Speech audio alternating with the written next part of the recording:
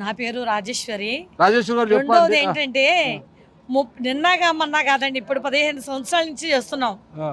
ఎందుకంటే 30 సంవత్సరాలు అనుభవం సారు, త్యాగశీలి. ఎందుకంటే మల్లాడి కృష్ణారావు గారు సారు త్యాగశీలిగా ఉండి ఇల్లు లేని వాళ్ళకి ఇళ్ళ పట్టాలు ఇచ్చారు, అలాగే హాస్టల్ కట్టించారు, వృద్ధులకు వృద్ధాప్య పింఛన్లు ఇచ్చారు. మాకు సార్ ఇచ్చారు, ఆ సార్కి మాట్లాడతాం, ఇంకోసారి ఇచ్చారు, అలా కాదండి. మేము ఓన్లీ ఆర్టిస్టం, కళాకారులు.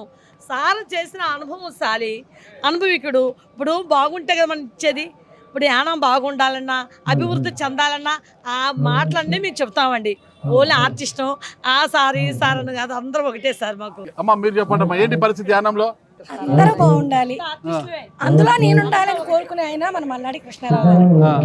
అంటే మనిషి పరంగా చూస్తే ఆయన దేవుడు, కళాకారులు మరి కళాకారులు కారు అన్నదేమి లేదండి.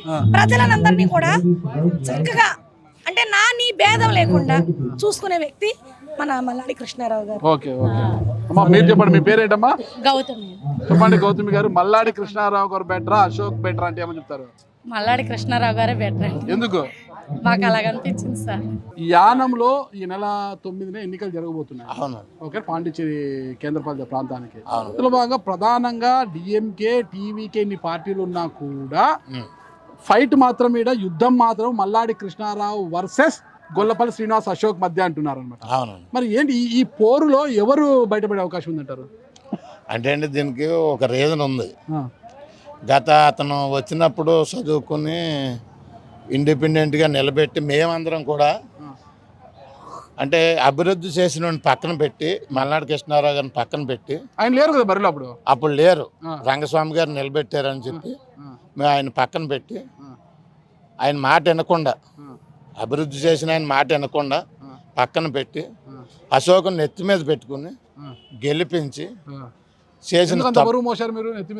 ఎందుకంటే నేను ఇప్పటి నుంచి కాదు, మా హరికృష్ణ గారు ఉన్న టైం నుంచి, పూర్వం నుంచి 25 సంవత్సరాల నుంచి నేను కూడా ఏ పార్టీ ఉన్న రాజకీయాల్లో తిరిగాను.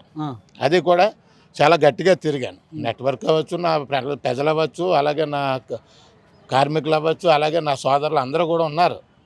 చేసి గెలిపించిన పాపానికి అభివృద్ధి చేయలేదు పక్కన పెట్టండి, ఉన్న వాళ్ళందరినీ కూడా దూరం చేసుకున్నాడు. దూరం చేసుకున్న దాని మీద మేము చేసుకున్న తప్పు తెలుసుకుని ఇది మనం లబ్ధి చేసాడా చేయలేదా మాకు అని కాకుండా ఊరిని నాశనం చేశాడు.